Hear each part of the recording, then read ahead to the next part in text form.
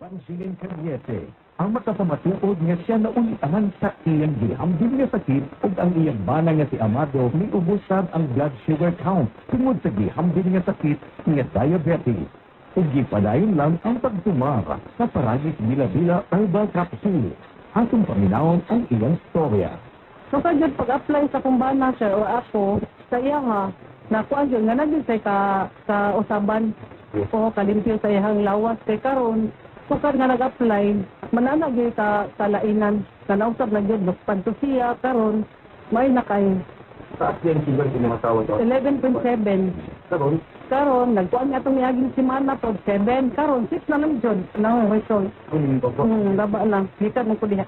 Unsa ba yung masulti sa mga ato ang mga tituminaw? Ang akong ikasultin sa kadtong nagamit og bila-bila kapsul, kadto ra gyud nga kini ipadayon sa gyapon.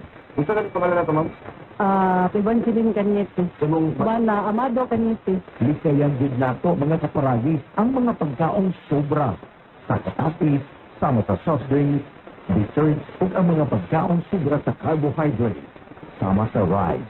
Kay kung malabian na kini, maglisod na ang pagdaloy sa atong dugo sa atong mga kaugatan.